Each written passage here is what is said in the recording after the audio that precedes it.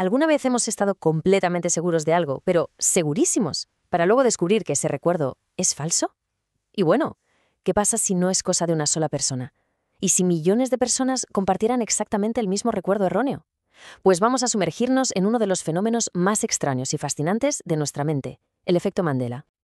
A ver, pensemos un momento en este personaje. Lo tenemos todos en la cabeza, ¿verdad? El sombrero de copa, el bigotillo blanco, el bastón y, por supuesto, un monóculo en el ojo. Es una imagen que parece grabada a fuego en nuestra cultura. Y aquí es donde la cosa se pone interesante, porque a pesar de que muchísima gente lo recordaría con todo lujo de detalles, la realidad es que Mr. Monopoly nunca, jamás, ha llevado monóculo. Esta revelación puede ser como una pequeña sacudida, como un pequeño fallo en la realidad. Y es normal, esto es solo la punta del iceberg.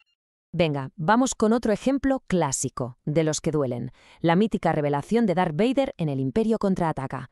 Prácticamente todo el mundo cita la frase como «Luke, yo soy tu padre», pero si vemos la escena original, lo que dice en realidad es «No, yo soy tu padre». Es un cambio mínimo, casi insignificante, pero que altera uno de los momentos más icónicos de la historia del cine. Y la lista es que no para. Mucha gente juraría, pero juraría de verdad, que los libros infantiles se llamaban Los osos Berenstain, con E, en lugar de Berenstain, con A. O que los dibujos animados eran Looney Tunes, en vez de Tunes. Y uno de los más fuertes. Hay miles de personas que recuerdan con una claridad pasmosa una película de los 90 protagonizada por el cómico Sinbad que se llamaba Shazam, una película que nunca existió. Lo increíble no es que haya errores, sino que son los mismos errores, compartidos por muchísima gente. Y todo este fenómeno tan curioso tiene un nombre, el efecto Mandela. Básicamente es eso, un recuerdo falso, muy específico, que comparte un grupo enorme de personas que en principio no tienen ninguna conexión entre sí. El nombre, claro, viene de un caso muy concreto. Allá por 2009, una investigadora llamada Fiona Broom se dio cuenta de que ella y muchísima otra gente online recordaba perfectamente que Nelson Mandela había muerto en prisión en los años 80. O sea, recordaban hasta fragmentos de los funerales en las noticias. Pero claro, la realidad es que Mandela salió de la cárcel, fue presidente y falleció muchos años después, en 2013. A raíz de descubrir este recuerdo colectivo tan potente, Broom lo bautizó como el efecto Mandela. Vale, entonces, ¿qué está pasando aquí? ¿Son fallos en la Matrix, universos paralelos, o hay una explicación un poco más con los pies en la tierra? Pues la ciencia tiene bastantes cosas que decir. Vamos a ver cómo la psicología explica por qué nuestra memoria nos juega estas malas pasadas. A todos a la vez.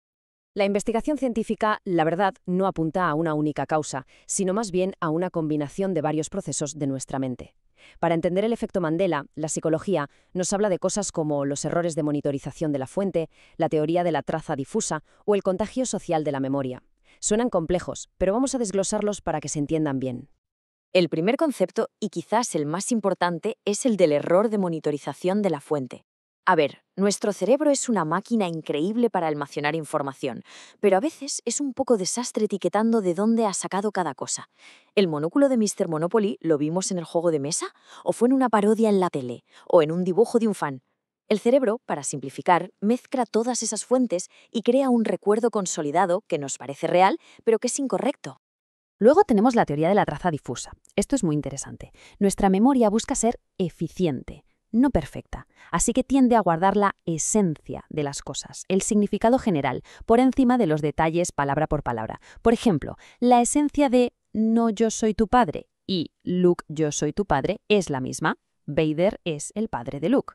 Nuestro cerebro se queda con esa idea principal y luego, al recordarlo, rellena los huecos con lo que les suena más lógico o más icónico. Y aquí entra en juego el poder del grupo. Los recuerdos, y sobre todo los errores, pueden ser contagiosos. En la era de Internet esto se dispara. Un error se comparte en un foro, se repite 1000 veces en redes sociales y de repente miles de personas lo leen y lo asumen. Este refuerzo colectivo es tan potente que puede hacer que incorporemos esa información falsa a nuestro propio recuerdo, haciéndolo parecer todavía más auténtico. Pero para que veamos hasta qué punto este fenómeno es potente, vamos a salirnos un momento de la cultura pop. Hay un caso histórico, real y muy bien documentado que es un ejemplo perfecto de un falso recuerdo colectivo a gran escala. Nos vamos a Italia, a 1980. Una bomba terrible explotó en la estación de tren de Bolonia. Fue una tragedia enorme y en medio de todo ese caos, la imagen del reloj de la estación parado a las 10:25 de la mañana, la hora de la explosión, se convirtió en un símbolo potentísimo del atentado. Pero la historia de ese reloj es un poco distinta a como la recuerda la memoria colectiva. Y aquí viene lo increíble.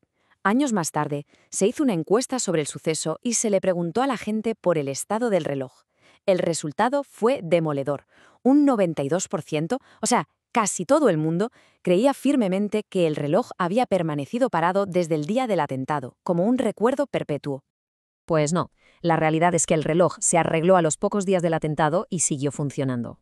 No fue hasta 1996, muchos años después, que las autoridades decidieron pararlo de nuevo, esta vez sí, de forma deliberada, como un homenaje. Pero en la mente de la gente, la imagen simbólica del reloj parado fue tan fuerte que se fusionó con la historia, creando un recuerdo colectivo masivo que simplemente no era real. Y todo esto nos lleva a la gran pregunta. Con tantos ejemplos tan extraños, ¿cómo se explica todo esto? Básicamente hay dos corrientes de pensamiento, y la verdad es que no podrían ser más diferentes.